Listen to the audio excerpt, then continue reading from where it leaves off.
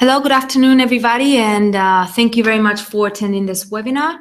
The topic today will be smart water best experiences to ensure savings and quality compliance. My name is Ana Sancho, and I'm a Senior Key Account Manager for Water, Agriculture, and Environment worldwide. Also, this webinar is a bit of special. We'll be performing the session with a partner based in Madrid. His name is Asier Gonzalez, and he belongs to the company Athing. He'll be speaking during the second part of the webinar. Before starting, I just wanted to give you some quick highlights or tips. The session and the presentation will be uploaded within the next couple of days to the website. So in case you need to log out or in the middle of the presentation, it will be available. Also, this presentation is expected to be approximately 30 minutes long. During the session, there'll be a couple of associates answering quick questions like questions or comments to links, technical guides, sections from the website, contact information. The remaining questions will be answered by Asier or myself after the presentation. So if you have any questions, if you have any comments, to Asier, please add at the end #Asier if it's for him, or add #Ana at the end of your question of comment if it's for me or related to my part of the presentation. Also, the session and the answers to the questions will be in English. So I appreciate if all the questions and comments are also in English. Thank you very much, and let's start.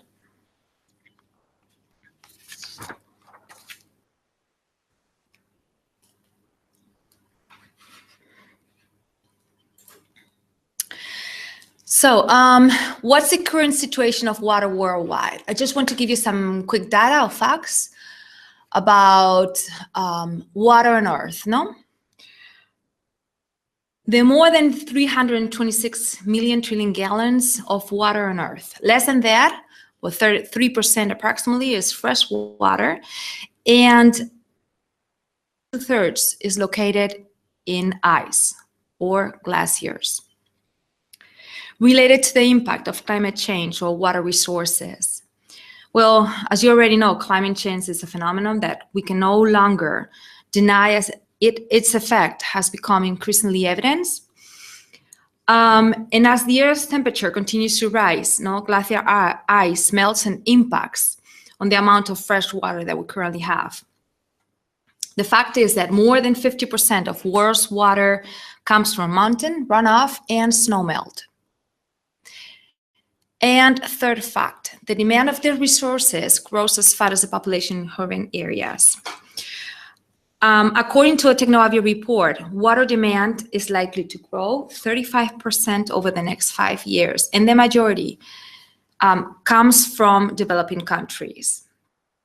On the other side, according to the UNDP, it is predicted that by 2025, most countries in Africa and West Asia will face severe water scarcity due to the increase of population and the increase of water demand.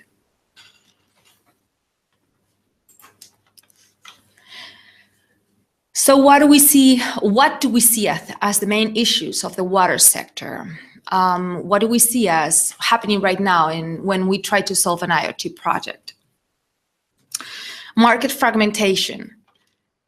This is a reality to manage at any point of the whole value chain, not only in geographic areas, but also in business development opportunities. So what municipalities demand and private companies demand is different, no?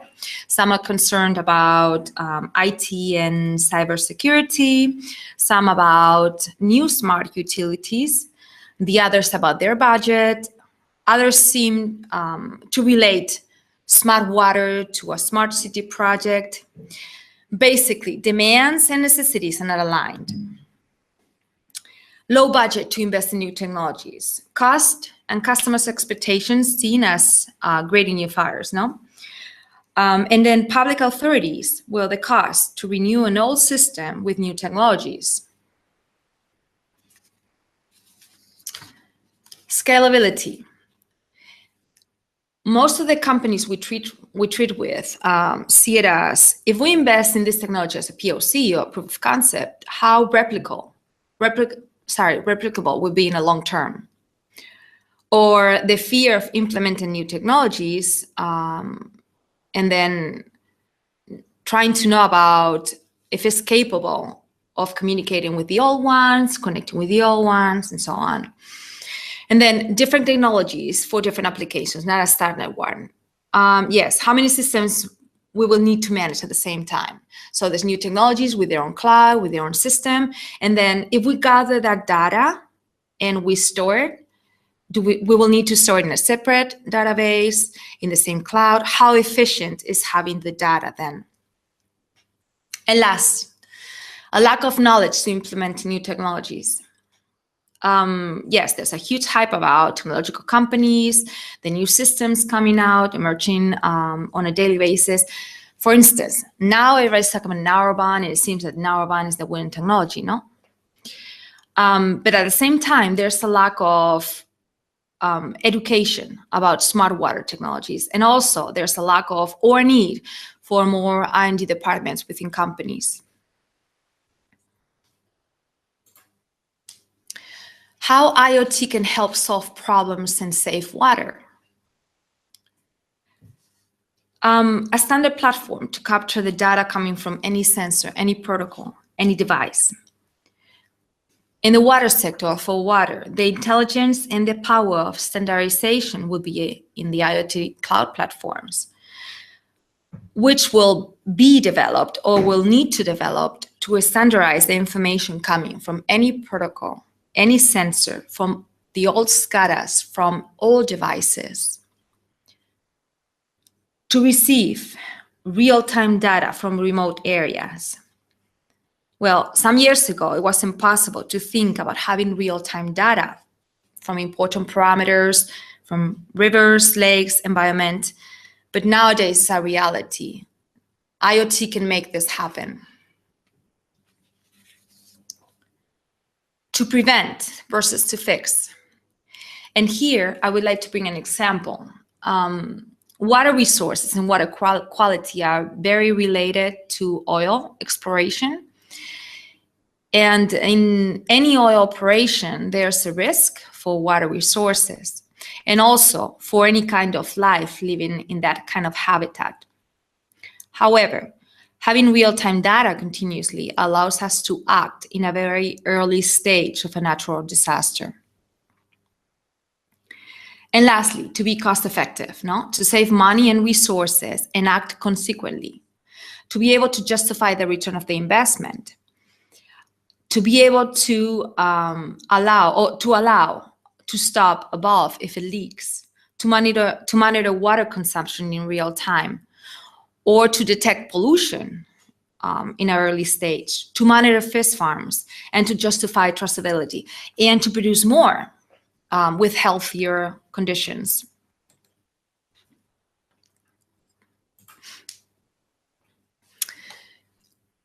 And what does Livelium have to offer in the water sector? Well, I'm not going to go into details of what we do as a company, as Livelium. There's other webinars that talk about what do we do as a company, but just to kindly remind you that we design and manufacture hardware for IoT solutions to provide wireless sensor networks. And one of our main features is the interoperability. Our platform allows or solves the market fragmentation. It's modular, is horizontal, and with an ecosystem of more than 80 partners and distributors, helps engineering companies and international corporations to solve problems in the water sector.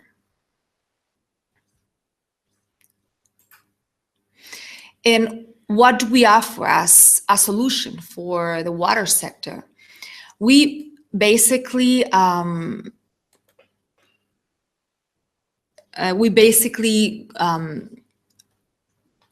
offer a solution for water monitoring. That does not mean, and you'll see when Asir presents his part of of the solutions and projects that we cannot, or we are not capable of approaching any other project in the other IoT sector. But right now in our portfolio, we offer mostly water quality, 4 basic parameters like pH, dissolved oxygen, conductivity, but also we have specialized sensors for ion concentration in water. Also, we can go from applications to monitoring drinking water, quality fish farms, water treatments, even for precision agriculture.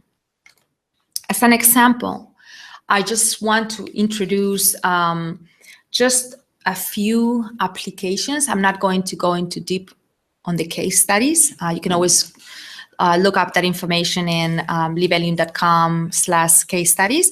And Asier also will give you more information about, more detailed information about different case studies. But just to give you an idea of what you can do within IoT, the first one is monitoring fish farms. This particular case study is in Vietnam, but I mean, it could be replicable worldwide.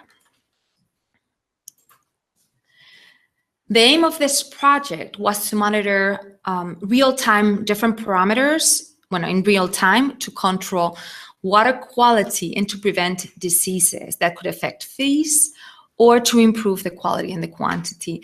Basically, this is mostly done or do because to meet international regulations. Now, there's a lot of exportation from Vietnam or Asia to Europe, and quality control regulations and traceability to ensure health within fish farms was required. There's a couple of pictures of the deployment, but basically to be aware, to prevent diseases in order to save cost, no?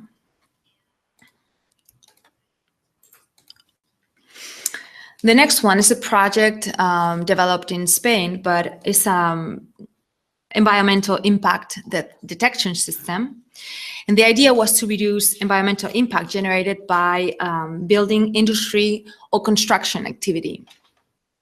By installing different sensors like water quality monitoring sensors or air quality monitoring sensors, they were able to reduce the measurement time and the impact monitoring. Also, they were able to respond on time in any kind of alarm situation.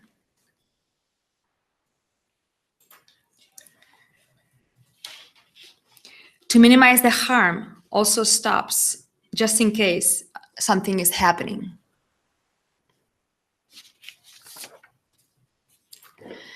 And last case study, we released this around August, I believe. I wanted to present it just because I think it's something very unique and special. It was done by one of my associates or partners in United States, in West Virginia. We was preserving endangered freshwater mussels. It's a little bit in between environmental impact and fish farms. But basically, the Ohio River is the home of population of a lot of different species of mussels, and it's a high quality indicator, or a high indicator for water quality. This system, well, the unique thing of this system is that they integrated our sensors and also third-party sensors in a buoy in order to provide real-time data transmission that could affect mussels. The main goal of the project has been to monitor and minimize the effects of dredging activities on local mussel populations. Right now, well, at the moment, and you'll see that Asier will present other case studies or different applications with OEM and third-party sensors. And now, Asier, it's your turn.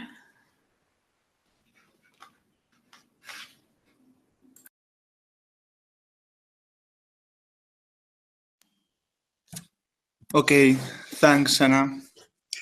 Hello, everybody. My name is Asier, and thanks to Libelium, and thank you for attending this webinar too. Okay. Firstly, I'm going to introduce my company, ASIN. We are a consultancy and engineering company focused on ICT, water, and environmental technologies, with presence in Spain and Mexico.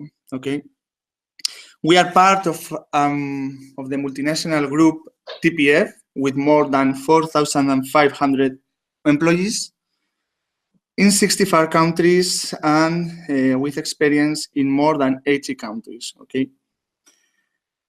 Related to this webinar, we offer broad water services and solutions portfolio about I don't know, water supply and wastewater distribution systems, leakage detection, water management optimization, and smart waters projects in general. Okay, for municipalities, industry, large consumers, and smart cities. Okay.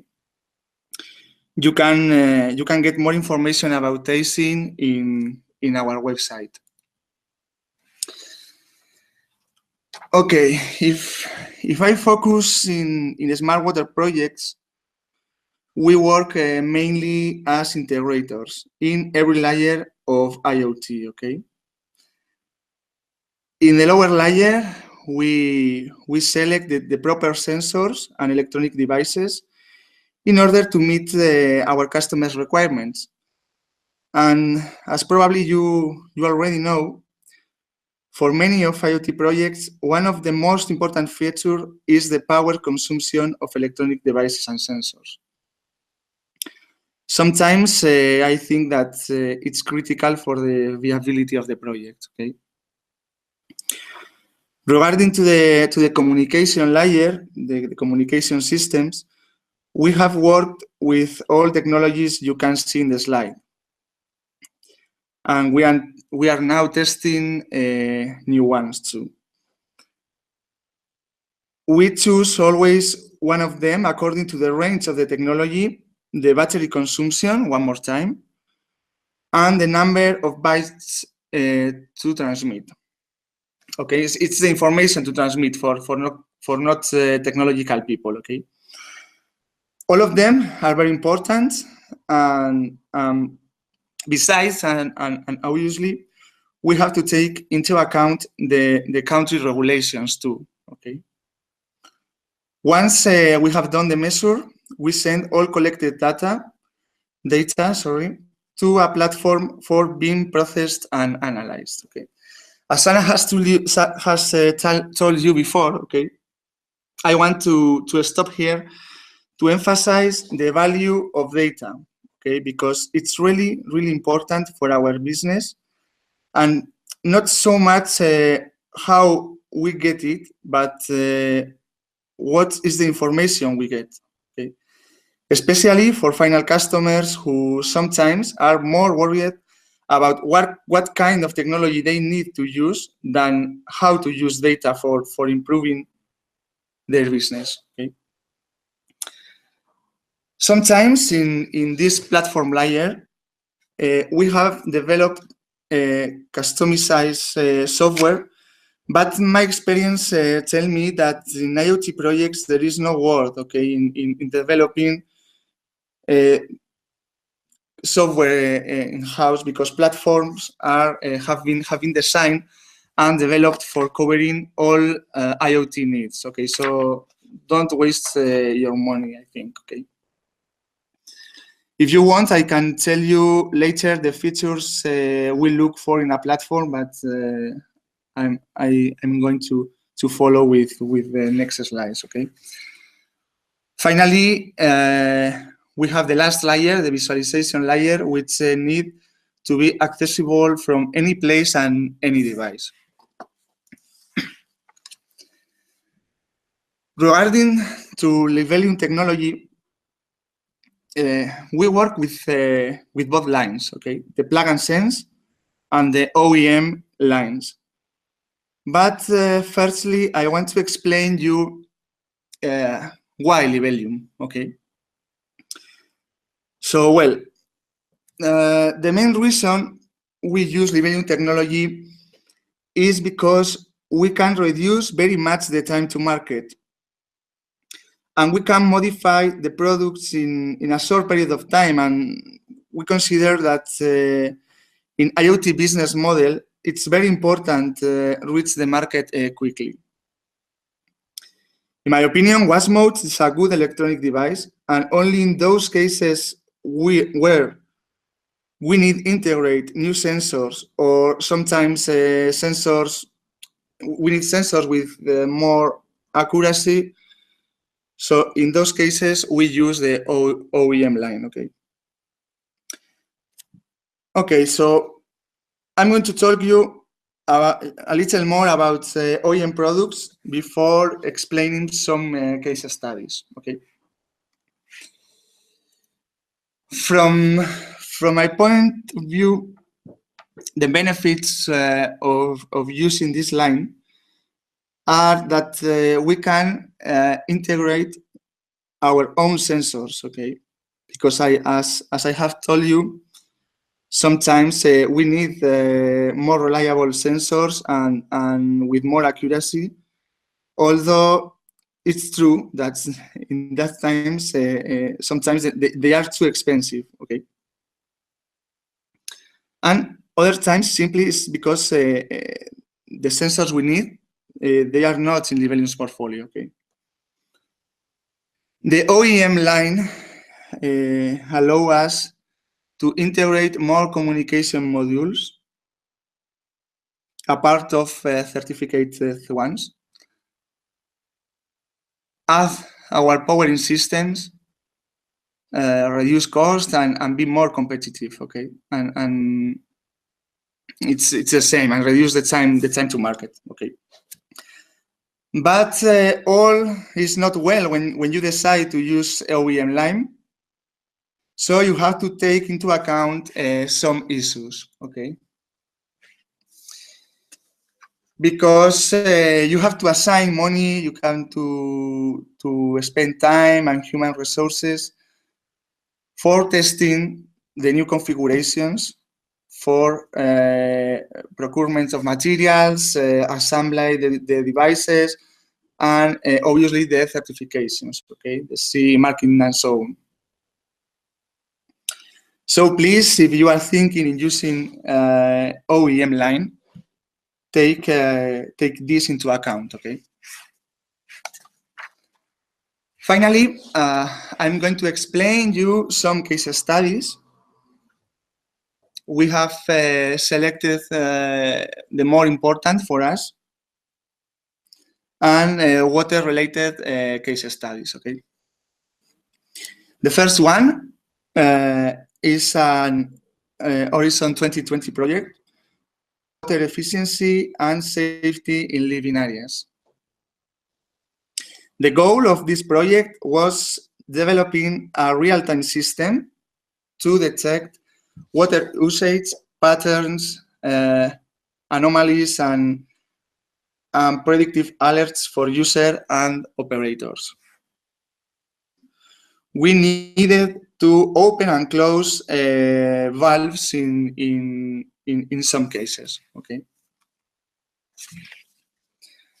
For it, Libellium technology for reading an ultrasonic flow meter, the Sophia DOS platform for getting, processing, and analyzing that data, and an own web application for the final customer. In this case, owing to have to read and send too much information, we needed to plug the device to the power line and to use 3G communications.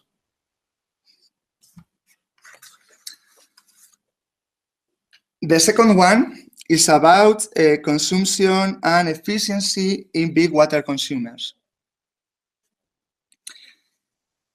For instance, in this case, we connected some water pulse meters to one wash mode with Sigfox technology in order to control the water consumption in a big consumer.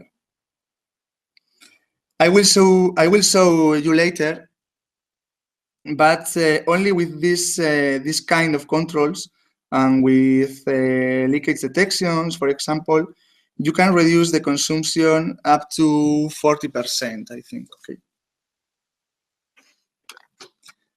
Another case study is this one where we are monitoring some critical parameters in waste water treatment process. The smart water solution for wastewater treatment, this is being tested and validated in four different worldwide locations: in Spain, Denmark, Argentina, and Mexico.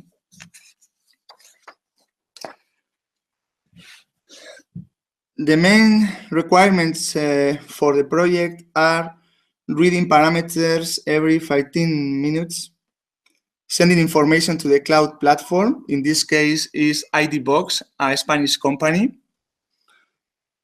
Extracting data, patterns, alerts, and predictions, and visualize all collected and predicted data. In this way, we can monitor wetland behavior in real time. It's important that all of these devices are installed in isolated locations, okay, without power supply. So one more time here, the power supply and the power consumption is very, very important in the design, okay. And in this case, as there are about, I think, about 25 sensors, we use a mesh network for reading data, okay. Then in Ameslium, we send data to IDBox with 3G technology, okay. And I'm going to explain the last two case studies. This one is about basins monitoring, the quality in rivers, where we are monitoring not only water quality parameters, but some PLCs and SCADAs for monitoring water infrastructures in real time. In this case, we use Sigfox technology for wireless devices, and again, IDBox platform for process and analyze all data. Okay. And the last one is the efficiency in buildings. It's very similar to the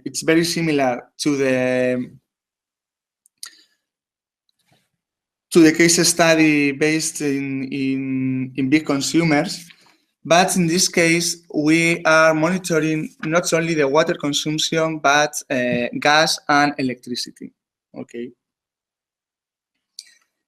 In the last slide, in this case, as I have told you, as many people ask us about the results, in the last slide, you can see the evolution of water consumption in one of our customers for the last 5 years, okay? And you can see how they have reduced the consumption up to 50% from 2012 to 2016. Okay, now it's time to Anna to ask some of your questions. Later will be my turn. So please, Anna, go on. Okay. Thank you very much, Asier. Let's start with our first question. This comes from Ruchi Verma. How many sensors are we talking about in a typical engagement? Basically, for a proof of concept, you can go with 1 or 2 devices, but there's, depending on the project, no? Sometimes for just to monitor one point, like in one of our case studies, there's a need to choose 1, maybe 2 for replacement. Some of them to monitor like continuously in different parts of the river, you might need 10, 20 devices. We can go from projects of 80 units or projects of 2 to 5 units, depending a little bit on the type of project, and the needs of the customer. Next question. Lara with, what communication protocol do these sensors connect to? Well, we have a wide range of communication protocols. I show that on a slide 5th or 6th. I mean, depending on the type of project, we choose or recommend one type of communication protocol or another. As Sierra also mentioned, like sometimes, depending on the amount of data needed, just for instance, 1 second, if you need to generate data every second, then you might need 4G, GPRS, cellular connectivity to meet the customer's expectations. If you need to connect data or send data every 15 minutes, 10 minutes, and there's no cellular connectivity, and you need like a wide range of radio protocol, then we might go with LoRaWAN or 900 HP or 868. But if we have Wi-Fi connectivity and this project is deployed on a city, then we might recommend Wi-Fi. So we try to adapt the protocol depending on the project, depending on the IoT project, depending on the customer's needs, and also depending on the geographical area. Next question. Are you pleased with LoRa and Sigfox network? Well, even I would say yes, but you need to know, or you need to consider that there are different types of connectivity options, no? When we talk about Sigfox relies on a network and connectivity. You cannot deploy your own private network. You always need to hire a service.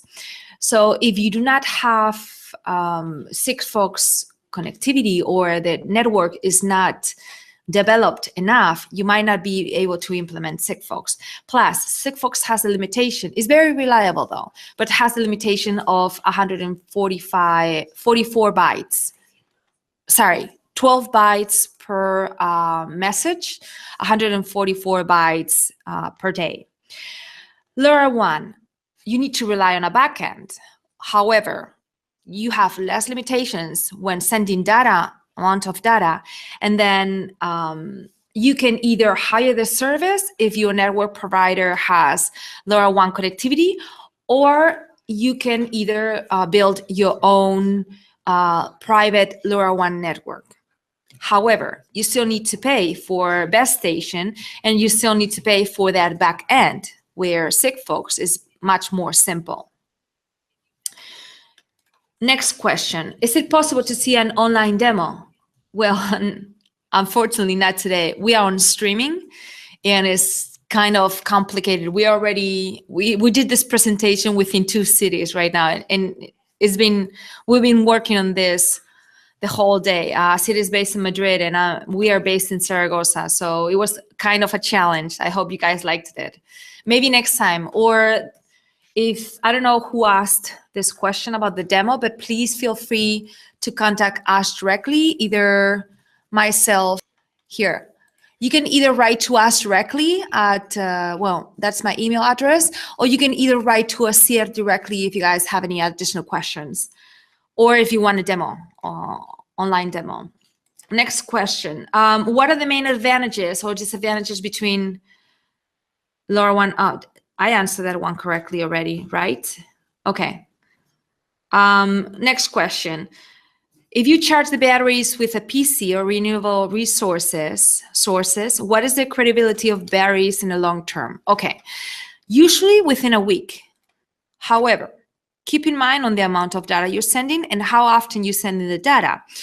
Different protocols have different consumption, and also every time you send a stream of data, Wasmo falls asleep to save energy. But if you're sending data every 2 seconds, like in this project for water consumption, then obviously you need to be able to connect to a direct source of energy, because Wasmo is constantly awake sending data. So sending data every 15 minutes with let's say 6 sensors in a radio protocol or cellular, you should be able to get a lifetime battery of a week. Next question, I think this will be the last one for me, and then we change into Asier. Andre from Portugal.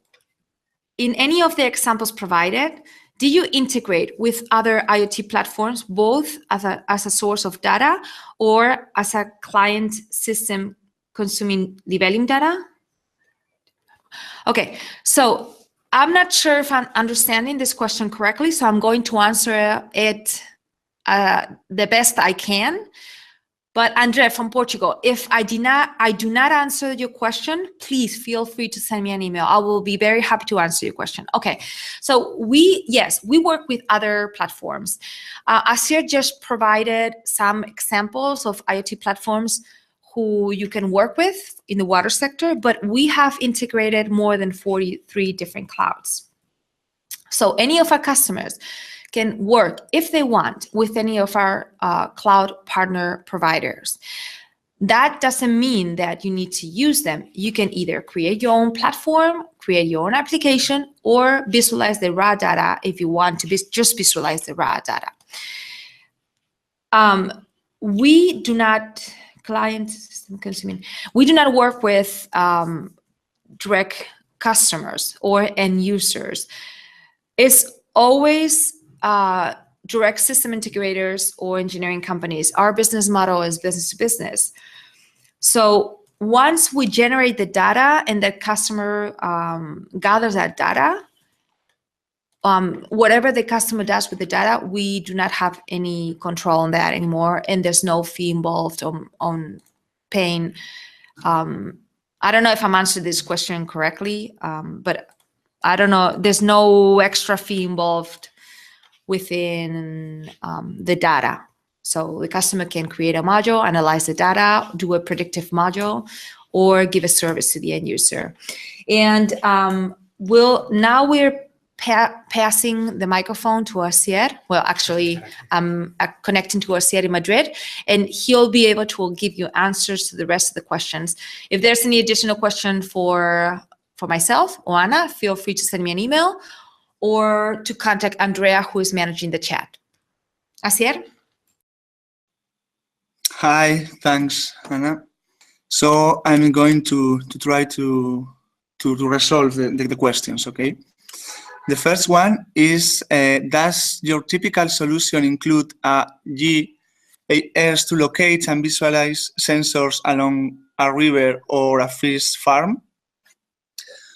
Okay, in a river, our clients, our customers, they don't usually ask for a GIS system, okay? But it's true that in water management system and in water distribution networks, we use GIS systems to visualize sensors and different elements in the network.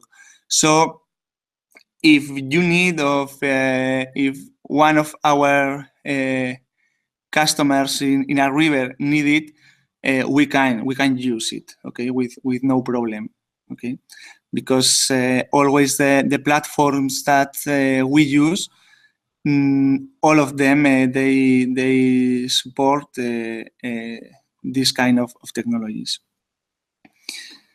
The second one is what are the parameters being measured for wastewater? Okay. In typical projects for wastewater, we usually have to read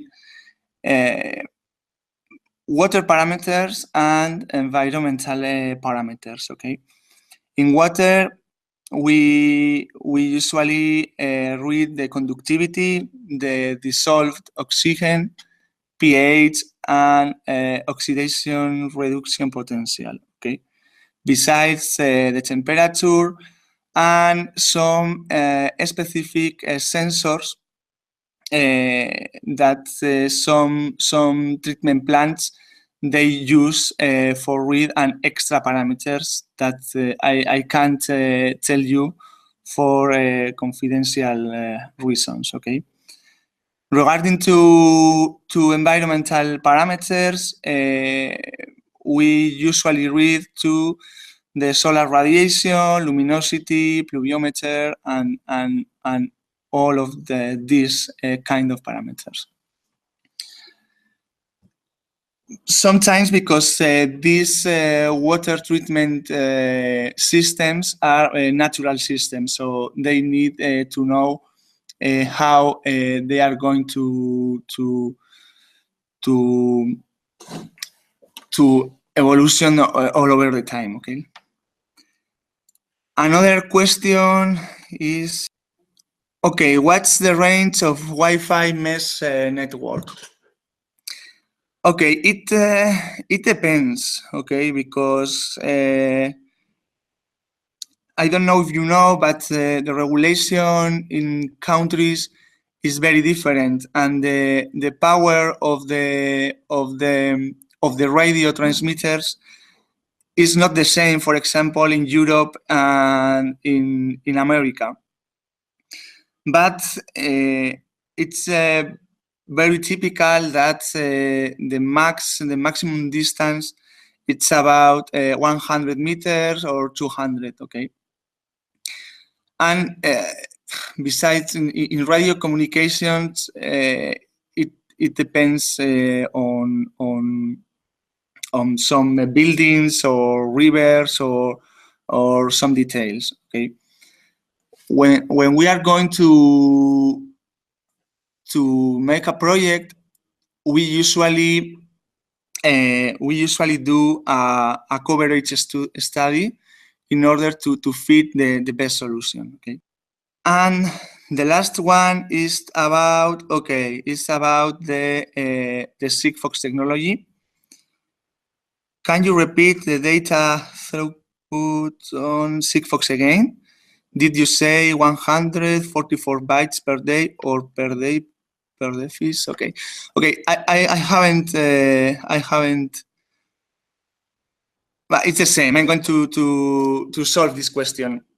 In Sigfox technology, the most important is that you only can send 14, I think that it's 14 bytes per frame, okay? And you can send about 140 frames per day, okay? So you have to take into account how many sensors you have, how many times are you going to send data, and so on. Okay. Okay, that's all. If you have any question, or because we don't have much time, please feel free for sending me an email or contact me through social networks. And one more time, thank you so much for attending webinar. Okay.